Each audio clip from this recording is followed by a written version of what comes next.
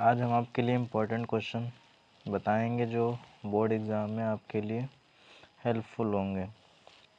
आपको पता ही होगा बोर्ड एग्ज़ाम पास आ गए। तो मेरा पहला क्वेश्चन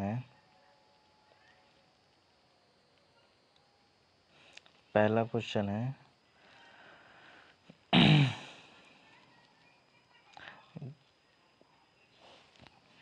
किस लेंस से वस्तु का प्रतिबिंब आभासी सीधा और वस्तु से छोटा बनता है। दोस्तों इसमें अवतल लेंस होगा। और दोस्तों जो दूसरा क्वेश्चन है, एक गोलीय दर्पण के वक्रता केंद्र तथा ध्रुव के बीच की दूरी 20 सेंटीमीटर, दर्पण के ध्रुव से फोकस दूरी क्या होगी। देखो दोस्तों, इसके बीच की दूरी f ज्ञात करना है। तो f इक्वल r/2 जो कि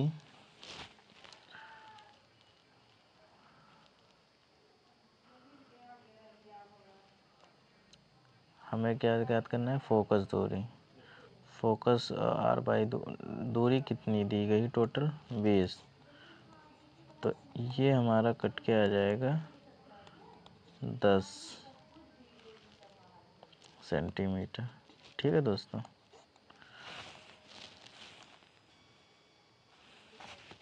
अब इसमें तीसरा क्वेश्चन आपका है, और प्रकाश के किस घटना के कारण आकाश नीला दिखाई देता है।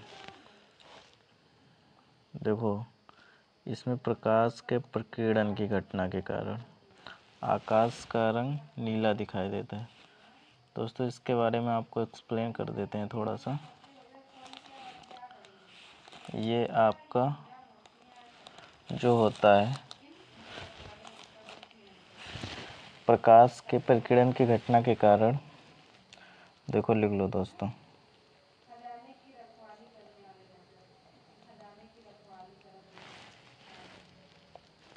ये दोस्तों थोड़ा सा इरेज करना होगा।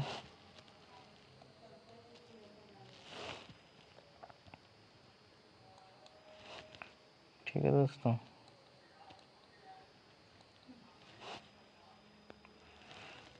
ये आपका हो जाएगा प्रकाश की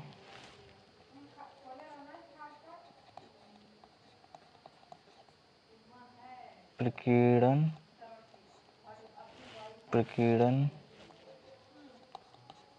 की घटना के कारण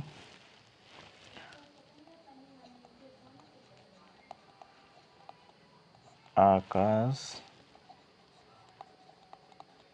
नीला दिखाई देता है। ठीक है दोस्तों, ये आपकी। अब दोस्तों इसके पॉइंट आप लिख सकते हैं। पॉइंट नंबर 1, सूरज की रोशनी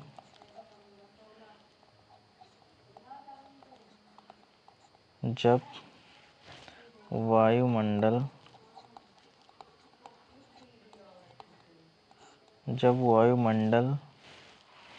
में प्रवेश करती है,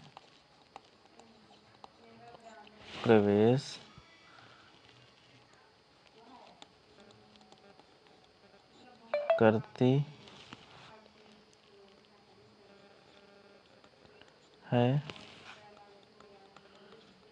तो वायुमंडल में प्रवेश करती है तो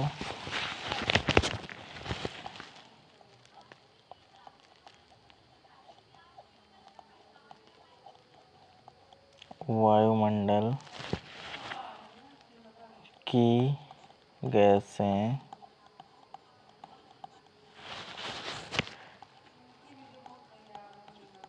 नीले रंग की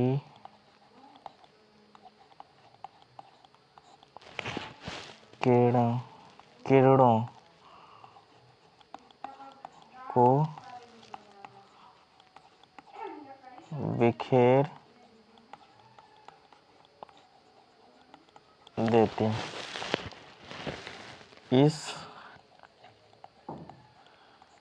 इस प्रक्रिया के कारण आकाश हमें नीला दिखाई देता है। ठीक है बच्चों, ये आप पूरा, क्योंकि नीले रंग की तरंग दैर्घ्य कम होती है इसलिए ज़्यादा बिखरता है। एक पॉइंट आप ये भी बढ़ा सकते हैं, नीले रंग की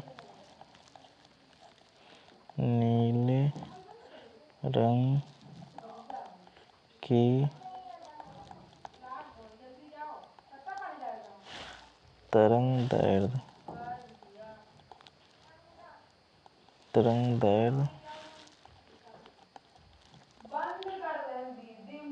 कम होती है इसलिए ज़्यादा बिखरता है। इसलिए यह ज़्यादा बिखरता है। ठीक बच्चों, आप ये भी पॉइंट आप बढ़ा सकते हैं, इसके बारे में जान सकते हैं। अब आपका ये चौथा क्वेश्चन है, एक लेंस की क्षमता 2 डायोप्टर है, इसकी फोकस दूरी सेंटीमीटर में कितनी होगी? तो ये तो आपको पता होगा, P = 100/f। ओके बच्चों, अब इसमें पावर दी गई आपको, क्षमता P = कितना, 2 डायोप्टर दी गई। ठीक, अगर हम फोकस निकालेंगे तो ये हो जाएगा F = 100/P। अब P का मान रख देंगे, P का मान रखने पे ये कट के 50 आ जाएगा, तो F = +50 आपका आंसर हो जाएगा। ये देखो, ऑप्शन नंबर ए आपका सही।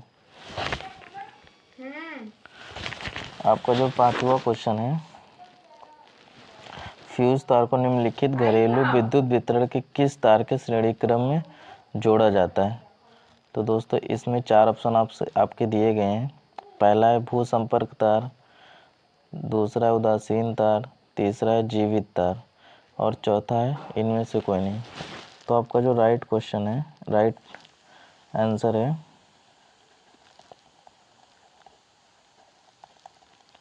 ये होगा आपका जीवित तार।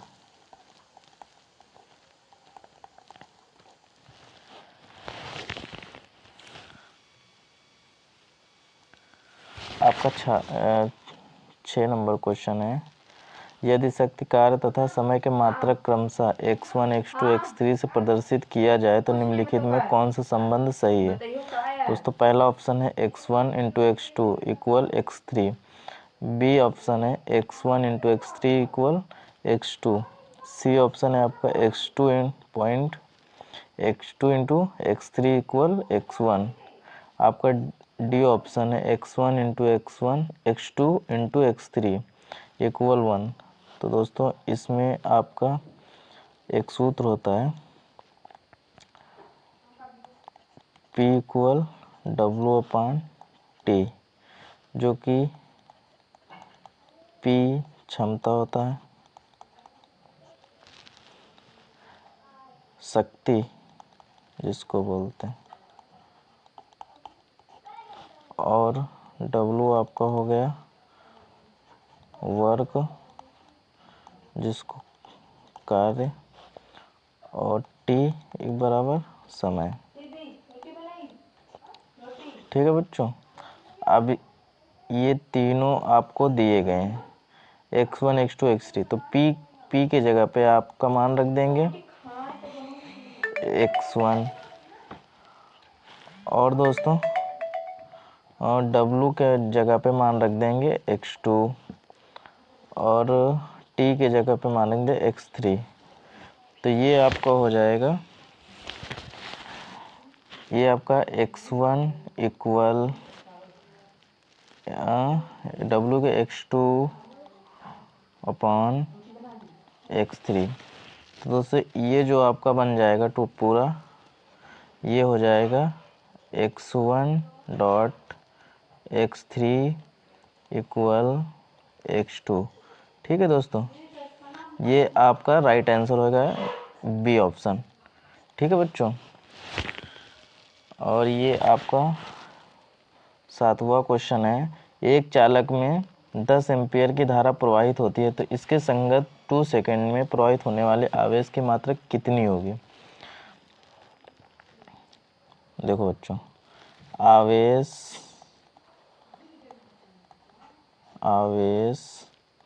बराबर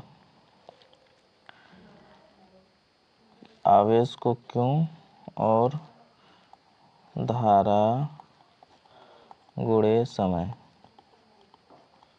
जिसको बोलते क्यों IT, क्यों इक्वल टू IT। अब क्यों का मान हमको ज्ञात करना है, तो फिर हम धारा दिया गया है और समय भी दिया गया है। धारा कितना है 10 और समय 2, तो ये क्या हो रहा आपका 20 क्यों बराबर, तो ये आपका क्यों इक्वल 20 कूलाम, क्योंकि आवेश